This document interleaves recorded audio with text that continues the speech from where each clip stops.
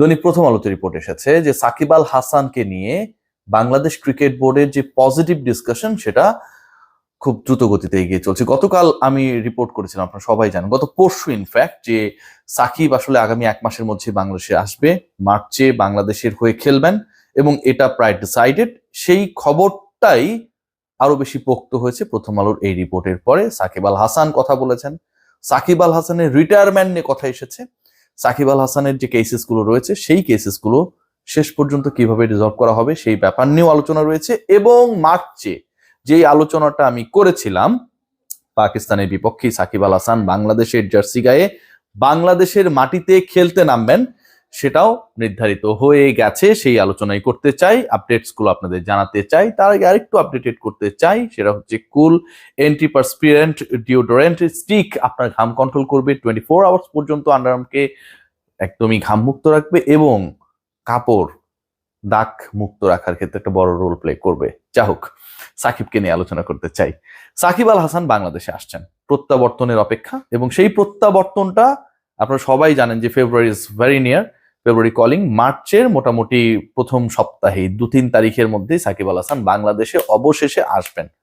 সাকিব আল হাসান যে বাংলাদেশে আসবেন, বাংলাদেশ ক্রিকেট বোর্ড একটু স্ট্যান্ডবাজি করে সাকিবকে নিয়ে যে আলোচনাটা আমি করছি, আপনারা করছেন, সবাই করছে, সেটাকে আসলে মানে কি বলবো, আলোর মুখ দেখানোর চেষ্টা করেছে। যখন বাংলাদেশ ক্রিকেট বোর্ডের নানা কর্মকাণ্ড নিয়ে অনেক ধরনের অসন্তোষ ছিল, বিশ্বকাপে অংশগ্রহণ করা না করা, বাংলাদেশ যুব দলের ব্যর্থতা, বিপিএল এ ফিক্সিং, ঠিক তখন সাকিব আলোচনাটা মার্কেটে ছড়িয়ে দেওয়া হয়ে সাকিব আলোচনা মার্কেটে যখন ছড়িয়ে দেওয়া হয়েছে, ঠিক তখন সাকিব আল হাসানের আসার ব্যাপারে নিশ্চয়ই বাংলাদেশ ক্রিকেট বোর্ডকে একটা পজিটিভ রোল প্লে করতে হবে, এবং সেই ইফেক্টিভ রোলটা এমন হতে হবে যেন সাকিব আল হাসান বাংলাদেশে এসে খেলতে পারেন, সেটার জন্য যেন পরিবেশটা উপযুক্ত হয়। এই মুহূর্তে বাংলাদেশ সরকারের ক্রীড়া উপদেষ্টার দায়িত্বে যিনি আসিফ নজরুল, তিনি একই সাথে আইন মন্ত্রণালয়ের দায়িত্ব। বাংলাদেশ ক্রিকেট বোর্ডের সাকিব আল হাসানকে প্রত্যাবর্তনের ক্ষেত্রে আমার কাছে মনে হয় এই দুই মন্ত্রণালয়ের দায়িত্বপ্রাপ্ত উপদেষ্টা যে একজনই, সেটা একটা বড় রোল প্লে করেছে। এবং সেই ভূমিকার কারণে সাকিবের মামলা কেন্দ্রিক যে জট, সেটা আসলে খুব বেশি জট পাকাবে না সাকিবের বাংলাদেশের হয়ে খেলার জন্য। পাকিস্তানের বিপক্ষে সাকিব যে খেলবেন, সেই খেলাটাই সাকিব আল হাসানের শেষ খেলা কিনা, এরকম একটা আলোচনাও রয়েছে। বাংলাদেশের হয়ে সাকিব আল হাসান এর আগে বলেছিলেন, সাউথ আফ্রিকার বিপক্ষে নাগপুরে যখন বাংলাদেশ এবং ভারত মুখোমুখি হলো, সাউথ আফ্রিকার বিপক্ষে বাংলাদেশের যে হোম সিরিজটা ছিল আপনারা সবাই জানেন, সেখানটায় মিরপুর থেকে সাকিব আল হাসান রিটায়ারমেন্টের জন্য আবেদন করেছিলেন। সেই সময় সাকিব আল হাসানকে আসতে দেওয়া হয় নাই বাংলাদেশে। সাকিব আল হাসানকে সেই সময় যখন আসতে দেওয়া হয়নি, তখনও সাকিবের বিরুদ্ধে মামলা ছিল, এখনো সাকিবের বিরুদ্ধে সেই মামলাগুলো রয়েছে। ওই সময়ের পরবর্তী সময়ে সাকিবের বিরুদ্ধে আরো অনেক নতুন নতুন অভিযোগ এসেছে, কিন্তু এই মুহূর্তের সাকিব আল হাসান বাংলাদেশ ক্রিকেট বোর্ড, বাংলাদেশের ক্রিকেটের ইমেজের জন্য অনেক বেশি ইম্পর্টেন্ট হয়ে দাঁড়িয়েছে। যে কারণে despite having too many cases, too many arguments, too many issues, Shakib Al হাসানকে বাংলাদেশে ফেরানোটা এখন যেন একটা বড় দায়িত্বের মধ্যে পড়ে গেছে সরকারের একদিক থেকে, আরেক দিক থেকে বাংলাদেশ ক্রিকেট বোর্ডের। সাকিব আসবেন, সাকিব তো খেলতেই চান, সাকিবের তো আর অন্য কোনো চাওয়া নেই। সো সাকিব যখন সেই সুযোগটা পাচ্ছেন, সেই সুযোগ তিনি কাজে লাগাতে চান।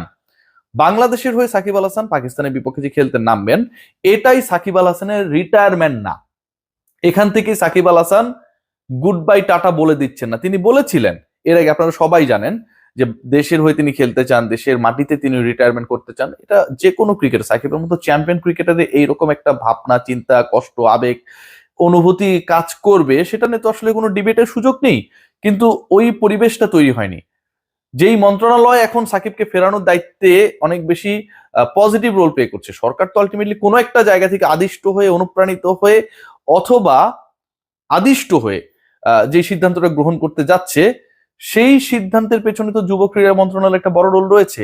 একটা সময় যুব ক্রীড়া মন্ত্রণালয়ের যিনি উপদেষ্টা ছিলেন আসিফ মাহমুদ সজীব ভুঁইয়া, তিনি নিজেই ঘোষণা করেছেন সাকিবকে দেশে আসতে না দেওয়াটা তার একটা ভালো সিদ্ধান্ত ছিল।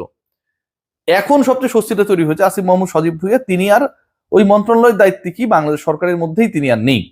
যেহেতু তিনি নেই, সাকিবকে নিয়ে আসার ক্ষেত্রে বাংলাদেশ ক্রিকেট বোর্ডের পূর্বেও যে ইচ্ছা ছিল, আর এখন পরিস্থিতির কারণে যে ইচ্ছাটা আরো বেশি জোরালো হয়েছে, সেই ইচ্ছা বাস্তবায়নটা এখন অনেক ইজি হয়ে গেছে। মার্চের ফার্স্ট উইকে সাকিব আসবেন। বাংলাদেশে যতটুকু জানা যাচ্ছে, সাকিব এলে অ্যাটলিস্ট 3 উইকস অবস্থান করবেন, এবং সাকিব আল হাসান বাংলাদেশের হয়ে খেলবেন বাংলাদেশের জার্সিতে খেলবেন, বাংলাদেশের মাঠে খেলবেন। ইন্টারেস্টিংলি পুরো ঘটনায়, পুরো ডিসিশন মেকিং এর ক্ষেত্রে এমন একটা সিচুয়েশন ক্রিয়েট করার চেষ্টা করা হচ্ছে যেন কোনোভাবেই সাকিবকে কোনো হ্যারাসমেন্টের শিকার হতে না হয়। এবং এই পুরো ব্যাপারটা বাংলাদেশ ক্রিকেট বোর্ড, যুব ক্রীড়া মন্ত্রণালয়, আইন মন্ত্রণালয়, এই যে তিনটা পার্ট রয়েছে, তারা একসাথে একইভাবে বাস্তবায়নের চেষ্টা করছে যে বাংলাদেশে সাকিব আল হাসানের প্রেজেন্সটা যেন কোনো ধরনের ইস্যু ক্রিয়েট না হয়। এখন কথা হচ্ছে যে বর্তমান সরকারের মেয়াদি তো আছে আর কয়েকটা দিন মাত্র, যেহেতু আপনারা জানেন যে জাতীয় নির্বাচন সামনেই রয়েছে। সেই ক্ষেত্রে সাকিবের বিরুদ্ধে যে অভিযোগগুলো রয়েছে, মানে একজন সাকিব আল হাসানকে বাংলাদেশে এসে খেলার জন্য যেই ধরনের মেন্টাল স্পেসটা দিতে হবে, অনেকগুলো মামলা হয়েছে। কিছু মামলা আপনারা সবাই জানেন যে এগুলোর মেরিট নেই আসলে। তো ওই ব্যাপারগুলো, এই মামলা সংক্রান্ত ইস্যুস গুলো তো মাত্র 12-15 দিনের মধ্যে সমাধান করা সম্ভব না। সেক্ষেত্রে কি হবে? আবার একই সাথে আপনারা সবাই জানেন যে 12 তারিখে সাধারণ নির্বাচনের পরে নতুন একটা সরকার হয়তো আসবে, তাই না? সেই সরকার এলে সেই সরকারের মনোভাব এবং অন্তর্বর্তী সরকারের মনোভাব একই রকম হবে কিনা, এটাও কিন্তু একটা বড় প্রশ্ন। যতদূর জানা যাচ্ছে অন্তর্বর্তীকালীন সরকার সাকিবকে আনার যে প্রসেস, সেই প্রসেসটা তারা শুরু করে শেষ করার পথে নিয়ে যেতে চায়। হয়তো পুরোটা শেষ করতে পারবে না, এটা তারা মনে করে। এবং নতুন যে সরকার আসবে, নির্বাচিত গণতান্ত্রিক সরকার যেটা আসবে, সেই সরকার এলে সাকিবের বাংলাদেশে আগমন, বাংলাদেশে প্রত্যাবর্তনের ক্ষেত্রে অন্তত এই মুহূর্তে, আজকে কত তারিখ? আজকে জানুয়ারি 30 তারিখ। এই মুহূর্তে যতটুকু ডিফিকাল্টিস রয়েছে, ধারণা করা হচ্ছে বাংলাদেশ ক্রিকেট বোর্ডের পক্ষ থেকে, বাংলাদেশ ক্রিকেট বোর্ডের ইন্টারনাল ডিসকাশন সেটা উঠে এসেছে যে পলিটিক্যাল গভর্নমেন্ট এলে সাকিব আল হাসানের বাংলাদেশে প্রত্যাবর্তন, বাংলাদেশের জার্সিতে খেলা, ক্যারিয়ারকে প্রলম্বিত করা, সেটা তুলনামূলকভাবে অন্তর্বর্তীকালীন সরকারের সময়টায় যতটুকু ডিফিকাল্ট মনে হচ্ছে তার থেকে ইজিয়ার হবে। কারণ এটা হচ্ছে পারসেপশন। এই পারসেপশনটাই আসলে সবদিকে বাংলাদেশ ক্রিকেট বোর্ড, মিনিস্ট্রি সব দিকেই রয়েছে। ইম্পর্টেন্ট পয়েন্ট যেটা, সাকিব আল হাসান বাংলাদেশে হয়ে খেলবেন, কতদিন খেলবেন এটা সাকিবই বলতে পারবেন। তবে সাকিব নিজে পাকিস্তানের বিপক্ষে সিরিজকে পাখির চোখ করছেন। তিনিও নিজে প্রিপেয়ার্ড হচ্ছেন পাকিস্তানের বিপক্ষে বাংলাদেশের জার্সিতে, বাংলাদেশের মাঠে নেমে বাংলাদেশের হয়ে আরো একবার বাংলাদেশের প্রাণ সাকিব আল হাসান, বাংলাদেশের জান সাকিব আল হাসান, সেই ব্যাপারটা দেখিয়ে দিতে। এবং এটার জন্য সাকিব তার মতো করে প্রিপারেশন নিচ্ছেন। মার্চের ফার্স্ট উইকে সাকিব আসছেন, লং স্টোরি যদি শর্ট করার চেষ্টা করি, এবং বাংলাদেশের হয়ে পাকিস্তানের বিপক্ষেই তিনি খেলছেন। বাংলাদেশের হয়ে তিনি যে খেলছেন, সেই খেলাটা তিনি বাংলাদেশের মাঠে যে খেলছেন, সেটাই শেষ খেলা না। এবং বাংলাদেশ গভর্নমেন্ট, বাংলাদেশের ক্রিকেট বোর্ড সবাই মোটামুটি একটা লাইন আপে এসেছে যে সাকিবকে ফেরানোর ব্যাপারে, সাকিবকে বাংলাদেশের মাটিতে খেলার সুযোগ করে দেওয়ার ব্যাপারে বড় ধরনের আর কোনো বাধা নেই। আইনি জটিলতাগুলো সমাধানের প্রক্রিয়া শুরু হয়ে গেছে অতি দ্রুত। সাকিব সংক্রান্ত যেই অস্বস্তি কাজ করছিল লিগালি, সেটাও দূর হয়ে যাবে। সবাই ভালো থাকবে।